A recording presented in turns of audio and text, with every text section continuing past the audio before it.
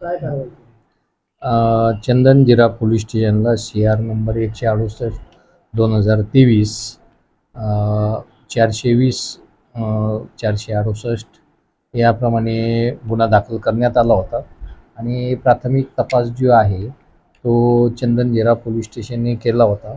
परंतु सदर गुन्ह्याची व्याप्ती मोठी असल्यामुळं सदरचा गुन्हा तत्कालीन माननीय पोलीस अधीक्षक यांच्या आदेशानं तो आर्थिक गुन्हे शाखेकडे वर्ग करण्यात आला. आर्थिक गुन्हे शाखेकडे वर्ग करण्यात आल्यानंतर यात जी अपहार झालेली रक्कम आहे ती 7 कोटी जवळजवळ 72 लाखाची आहे. अजूनही त्याची व्याप्ती वाढू शकते आणि 1 वर्षापासून यामधील जो आरोपी होता सौदागर हा फरार होता आणि त्याला सुरत येथून अटक करण्यात आलेली आहे. सध्या तो पोलीस कस्टडीमध्ये आहे आणि पोलीस कस्टडी 23 तारखेपर्यंत देण्यात आलेली आहे आणि त्याच्यामध्ये इतर जे आरोपी आहेत तेही अटक करण्याची कारवाई चालू आहे आणि ते आरोपी लवकरात लवकर आम्ही अटक करून यामधील जी फ्रॉड केलेली रक्कम आहे 7 कोटी 72 लाखाची त्याची जास्तीत जास्त रिकव्हरी करण्याचा प्रयत्न करत आहोत.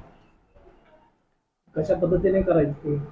त्याचा यांनी एक कंपनी तयार केली होती आणि त्या कंपनीमध्ये फिर्यादी आणि आरोपी हे दोघं भागीदारी होते. म्हणजे हा जो आरोपी आहे आता सौदागर याचा मुलगा त्याच्यामध्ये पार्टनर होता आणि त्यांचं स्क्रॅप म्हणजे जे भंगार जे आहे ते भंगार मागवणं पाठवणं म्हणजे त्याच्यामध्ये जो याचा कमिशनचा प्रकार असतो त्याच्यामधून त्यांची उलाढाल रोजची साधारण 60-70 लाखाची असायची आणि दोघांचा फिर्यादीचा त्याच्यावर विश्वास बसल्यामुळं नंतर काही दिवसांनी ती कंपनी बंद केली.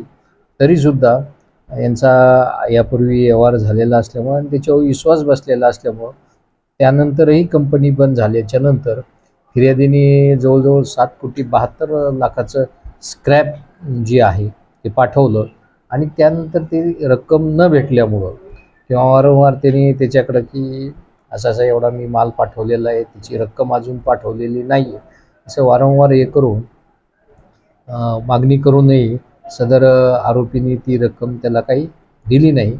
म्हणून यामधील जे फिर्यादी आहेत त्यांनी चंदनजिरा पोलीस स्टेशन यामध्ये वरीलप्रमाणे जे यापूर्वी सांगितलं की 168/2023 CR नंबर गुन्हा दाखल केला आणि तो गुन्हा आर्थिक गुन्हे शाखेकडे वर्ग करण्यात आलेला आहे आणि सध्या आम्ही त्याचा तपास करत आहोत. म्हणजे पहिले भागीदार होते, आता आरोपी आणि फिर्यादी झाले. पहिलं त्यांनी कंपनी एक तयार केली होती आणि कंपनीमध्ये ह्या सौदागरचा मुलगा हा पार्टनर होता. आर्थिक गुन्हे शाखेच्या पोलिसांनी या प्रकरणाचा सखोल तपास करून आरोपींना ताब्यात घेतले आहे. याबाबतची माहिती आत्ताच आपण जायबाई साहेबांकडून ऐकली. या बाबतीत औद्योगिक वसाहतीमध्ये अनेक संशयास्पद व्यवहारांची देखील चौकशी केली जाणार असल्याची ही माहिती पोलीस निरीक्षकांनी दिली. जालना औद्योगिक वसाहतीमध्ये सळई कारखाने आहेत.